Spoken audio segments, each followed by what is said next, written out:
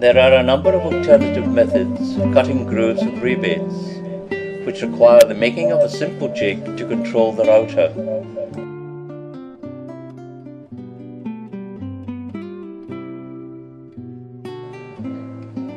Place the base of the router resting on the 4mm board tight against the fence and plunge until the cutter touches the material.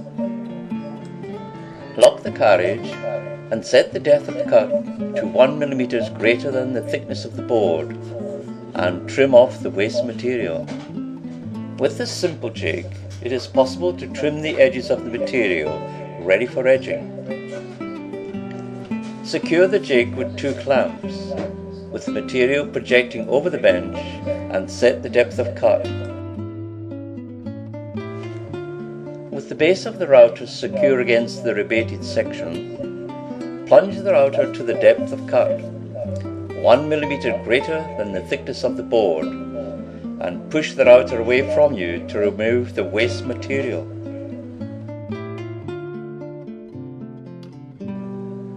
Before cutting, check that the material is overhanging the bench.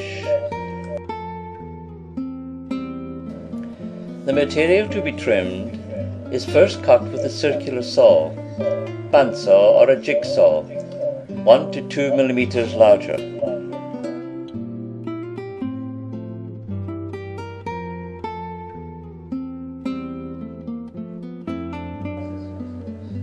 Locate the jig the required distance from the edge of the material to route a 12mm groove. Should you require inserting a 6mm or 9mm groove, simply construct another jig using the same procedure. Mark the position of the groove to be inserted at both ends of the material. Clamp the jig in position to line up with the marks to where the groove has to be cut, and secure both jig and material to the bench. With the router base secure against the jig fence, plunge the router to the required depth, with the cutter clear of the material, and route the groove, pushing the router away from you. Before removing the jig, check for any imperfections in the cut and make any corrections.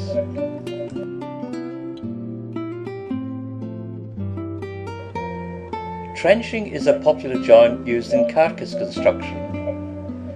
Trenches can be cut on the circular saw or with the router in the router table. The router is the ultimate tool for producing trenches consistent in size. It is necessary to control the router when cutting such joints. There are a number of jigs that can be constructed to give the operator control of the router when routing the trenches. One simple jig in the form of a T-square is secured to the material with 2 clamps, and the base of the router is run against the blade of the jig to control the cutter. The size of the jig will depend on the width of the material to be cut. The blade should project beyond the width of the material and should be strong enough to prevent any whipping of the blade. Care should be taken to ensure the blade is at right angles to the fence. Before screwing together, route a rebate on the underside of the blade, approximately 10mm wide and 3mm deep. It will be necessary to locate the jig position to route the groove. The required distance from the jig blade to the nearest side of the trench is 74mm. 74mm is the setup required for the Makita 3612 or the 3612C with a base diameter of 160mm and a 12mm cutter in use. Set the depth of cut and unlock the router carriage. With the cutter clear of the material, plunge the router to the required depth and push the router away from you to complete the cut. Check for any imperfections before removing the jig.